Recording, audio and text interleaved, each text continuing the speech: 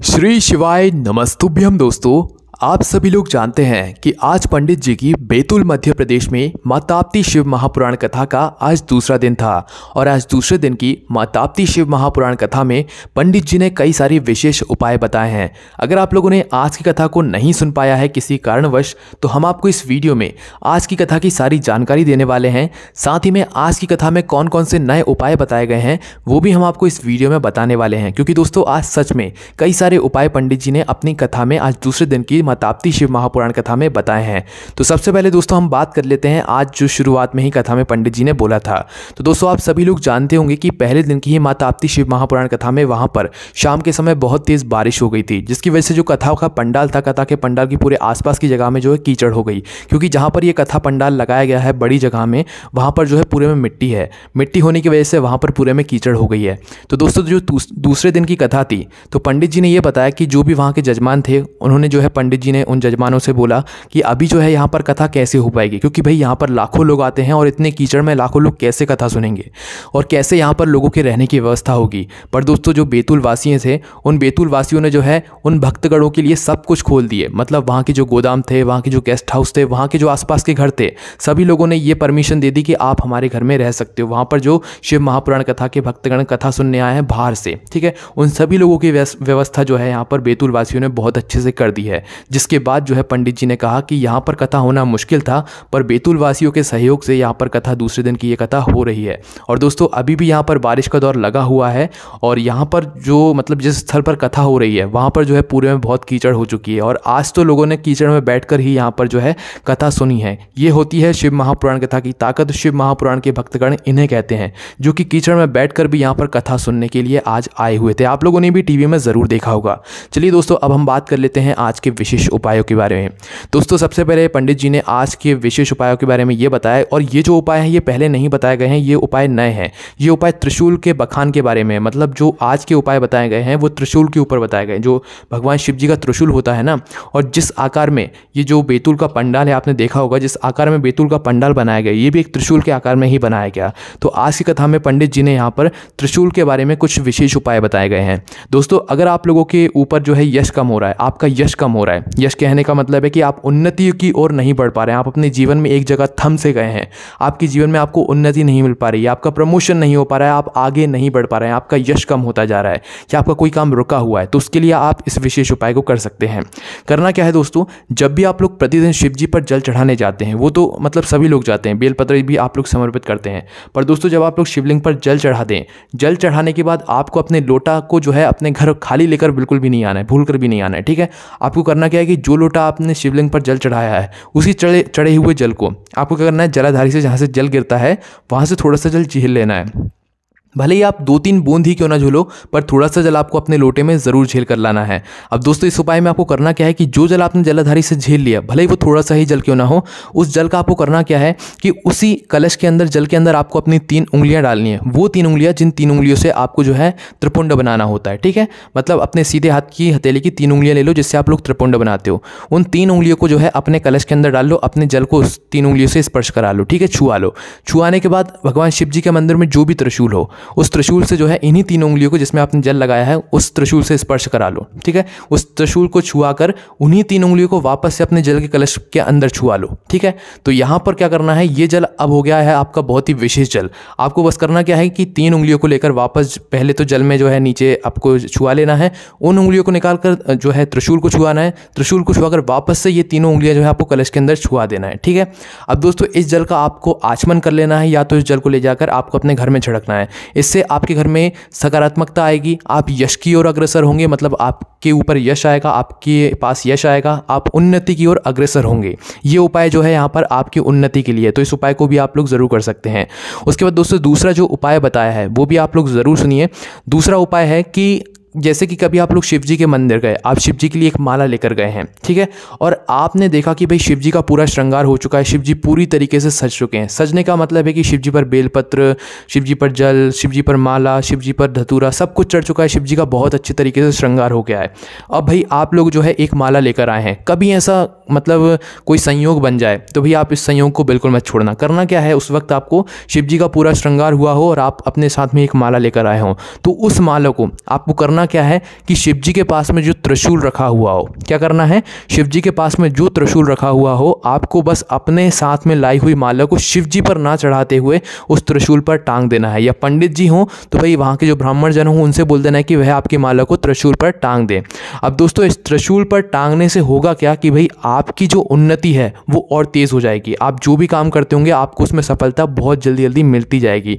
ये जो उपाय आज बताए गए हैं ये उन्नति के लिए ही बताए गए हैं, मतलब आप अपने जीवन में जो है आगे बढ़ते जाओ। आप जो सीढ़ियाँ चढ़ते जा रहे हो ना वो आप सीढ़ियाँ और ऊपर चढ़ते जाओ। उन्नति के लिए यह आप उपाय इसको कर सकते हो, पर यह उपाय जो है तब करना है जब शिव जी का पूरा श्रृंगार हो गया हो और आप अपने हाथ में एक माला लेकर आए हो। ठीक है, बस इस माला को आपको जो है त्रिशूल के ऊपर टांग देना है, मतलब त्रिशूल को चढ़ा देना है। इससे आप जो है उन्नति की ओर अग्रसर हो गई। ये भी बहुत यहाँ पर विशेष उपाय बताया गया है। अब दोस्तों जो अगला उपाय बताया गया है वो कई सारे व्यक्तियों के लिए काम आएगा, कई सारे पुरुषों के लिए काम आएगा, क्योंकि दोस्तों कई सारे लोग ऐसे हैं जो कि अपनी नौकरी कर रहे हैं, अपनी जॉब कर रहे हैं, पर उन्हें वहां से प्रमोशन नहीं मिला है, मतलब उन्नति उनकी नहीं हुई है उस स्थान से जहां से उन्होंने शुरू किया था, वो उसी जगह पर डटे हुए हैं, उनका प्रमोशन नहीं हुआ है। तो अगर आप लोग चाहते हैं, कोई भी व्यक्ति ऐसा है जो कि अपने प्रमोशन के लिए कोई उपाय करना चाहता है तो वो ये उपाय करे। ठीक है, क्योंकि ये उपाय अलग से प्रमोशन के लिए ही यहाँ पर गुरुदेव ने बताया है। अगर आप चाहते हैं कि आपको आपकी नौकरी से ऊपर पहुंचा दिया जाए, मतलब आपको प्रमोशन करा दी जाए, तो आप एक बार इस उपाय को करके जरूर देखें। उपाय को करते समय मन में विश्वास जरूर होना चाहिए। आपको करना क्या है, आपको शिव जी के मंदिर जाना है, प्रातःकाल सुबह सुबह शिव जी के आपको मंदिर जाना है। ठीक है, और क्या लेकर जाना है, 7 बेलपत्री। कितनी, 7 बेलपत्री, ध्यान से लेकर जाइएगा। ठीक है, शिव जी के मंदिर पहुंचना है, प्रातःकाल सुबह सुबह 7 बेलपत्री लेकर जाना है। 7 बेलपत्री को लेकर जाने के बाद आपको करना क्या है कि शिव जी के पास पहले 2 मिनट बैठ जाना है। बैठने के बाद फिर उस उपाय को करना शुरू करना है। अब शिव जी के मंदिर में जहां पर त्रिशूल हो आपको वहां पर चले जाना है। ठीक है, शिव जी के दर्शन करने के बाद, है ना, शिव जी के त्रिशूल के पास चले जाइए। त्रिशूल के पास जाने के बाद अपनी ये 7 बेलपत्री को जमा लो एक साथ। 7 बेलपत्री को जमाने के बाद त्रिशूल की जो है 3 कोने होते हैं, मतलब 3 उनमें जो है एक आकार के जो है आपने देखा होगा। ठीक है, 3 जो है यहाँ पर लाइनों से मिलकर वो त्रिशूल बनता है। तो आपको करना क्या है कि जो 2-2 साइड की जो लाइनें होंगी, मतलब जो डंडी सी होंगी वो 2 साइड की त्रिशूल की, आपको करना क्या है कि सबसे पहले तो इन 7 बेलपत्र को उन 2 साइड की डंडियों से जो है यहाँ पर आपको स्पर्श कराना है इन 7 बेलपत्री को। ठीक है, जो 2 साइड में जो है उनके कोने होते हैं ना, उन दोनों किनोर से आपको जो है इन 7 बेलपत्री को स्पर्श कराना है। फिर आखिरी में आपको जो बीच वाला जो एक हिस्सा होता है उस हिस्से से अपनी 7 बेलपत्री को स्पर्श कराना है। अब इन बेलपत्री को अपनी मन की कामना को करते हुए आपको इसे अशोक सुंदरी वाले स्थान पर समर्पित करना है। मन की कामना को कहने का मतलब है कि जो आपका जॉब प्रमोशन के लिए आप प्रयास कर रहे हैं वो अपनी मन की कामना को रखते हुए इन 7 बेलपत्री को आपको शिव जी की शिवलिंग के ऊपर, जो जलाधारी के ऊपर, जो बीचों बीच जलाधारी के ऊपर बिल्कुल अशोक सुंदरी का स्थान होता है, उस अशोक सुंदरी वाले स्थान पर आपको इन 7 बेलपत्री को समर्पित कर देना है। ठीक है, समर्पित करने के बाद भगवान से हाथ जोड़कर आपको जो है यहाँ पर अपने प्रमोशन के बाद भगवान शिव से बोल देना है। अब दोस्तों जो अगला उपाय बताया गया है वो बच्चों के लिए बताया गया है। वो बच्चे जो कि अभी अपने जीवन में पढ़ाई कर रहे हैं, छोटे बच्चे हैं या बड़े बच्चे हैं, आप किसी भी तरीके की पढ़ाई कर रहे हैं, आप ज्ञान अर्जित करते हैं, तो उनके लिए यह विशेष उपाय बताया गया है। और ये उपाय कोई भी बच्चा कर सकता है। इस उपाय को आपको प्रातःकाल सुबह सुबह उठकर करना चाहिए। दोस्तों अभी आप सभी लोग जानते हैं कि जो बैतूल मध्य प्रदेश में जो है ताप्ती शिव महापुराण कथा चल रही है, तो जो माँ ताप्ती हैं उनका जो है हर कथा में जो है यहाँ पर पंडित जी बताते रहते हैं कि भाई माँ ताप्ती का जो है क्या विशेष महत्वपूर्ण जो है इस कथा में महत्व बताया गया है। तो दोस्तों माँ ताप्ती का ही यह विशेष उपाय है। जो भी व्यक्ति अपने जीवन में पढ़ाई कर रहे हैं, उन्हें लिखा हुआ याद नहीं रहता है या पढ़ा हुआ याद नहीं रहता है, वो चाहते हैं कि उनका दिमाग बहुत तेज चले, तो उन्हें प्रातःकाल सुबह सुबह करना क्या चाहिए कि एक छोटा सा शुद्ध जल का पात्र लेकर जो है आपको करना क्या चाहिए कि वो जल को जो है अपनी उंगलियों में लेकर अपने ऊपर छिड़कना चाहिए माँ ताप्ती का नाम लेते हुए। कैसे? माँ ताप्ती का नाम लेते हुए उन बच्चों को अपने ही हाथों से जो है थोड़े से जल को लेकर अपने ऊपर छिड़कना चाहिए, छींचना चाहिए। ठीक है, इससे उनकी दिमाग की शक्ति बढ़ती है, उनका दिमाग तेज होता है। अगर वह बच्चे अपने ही हाथों से जो है थोड़ा सा जल लेकर माँ ताप्ती के नाम से उस जल को अपने ऊपर छिड़क लेते हैं तो उनका दिमाग तेज होता है। तो इस उपाय को भी आप लोग ज़रूर कर सकते हैं। उसके बाद दोस्तों पंडित जी ने आज ये भी बात बताई कि अगर आप लोग शिव जी पर 1 लोटा जल चढ़ाने नहीं जा सकते, कोई बात नहीं है, आप शिव जी के मंदिर तो जा सकते हैं ना। शिव जी के मंदिर जाकर जो शिव जी पर बेलपत्र चढ़ी हुई है वहाँ पर जो भी जल हो भाई उस जल से वापस से उस बेलपत्र को धोकर वापस से उसी बेलपत्र को शिव जी पर चढ़ा दो। शिव जी आपसे प्रसन्न हो जाएंगे। भाई बेलपत्री भी अगर आप लोग शिव जी के मंदिर में ना चढ़ा पाओ, शिव जी के दर्शन तो कर सकते हो ना।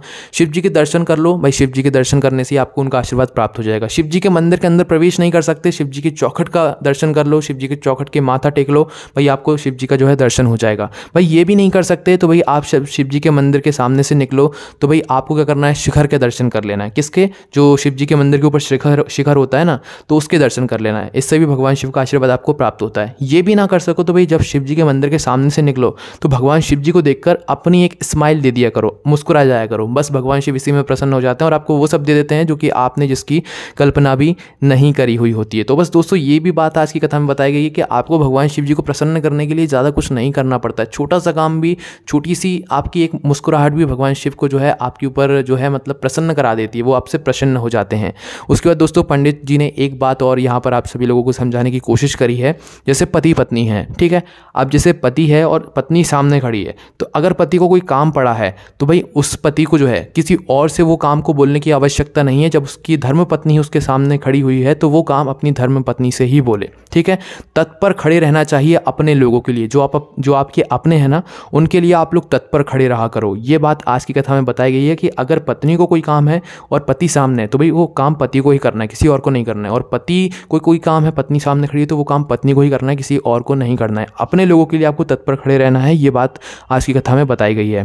तो यही सब कुछ बातें जो है आज की कथा में पंडित जी ने बताई हैं। और आप लोगों को आज की कथा की कौन सी बात, तो दोस्तों आपने कौन से उपाय को सुना है, कौन से उपाय को नहीं सुना है, और आज ऐसी कौन सी बात है जो कि हमने आपको इस वीडियो में नहीं बताई है पर वो आपने सुनी है, वो उपाय आपने सुना है, तो वो कमेंट में ज़रूर बताएं, ताकि जब और नए लोग आएँ आपकी कमेंट को पढ़ें और उन्हें आपकी कमेंट से कुछ ज्ञान अर्जित करने को मिले, आज की कथा के बारे में कुछ नया सीखने को मिले। तो भाई इसलिए आप अपने कमेंट ज़रूर किया कीजिए, ताकि और लोग जब आपकी कमेंट को पढ़ें तो उनको जो है आपकी कमेंट से कुछ सीखने को मिले, ठीक है। तो आपको कोई भी समस्या आती है बताए गए उपायों में से तो आप हमसे कमेंट करके पूछ सकते हैं, और आप जो चाहें वो कमेंट कर सकते हैं। श्री शिवाय नमस्तुभ्यम तो ज़रूर कीजिएगा ही कीजिएगा। तो दोस्तों आपको कैसी लगी वीडियो कमेंट में ज़रूर बताइए। कोई भी समस्या आती है तो कमेंट करके पूछ सकते हैं। ओम नमः शिवाय, जय भोले बाबा, श्री शिवाय नमस्तुभ्यम।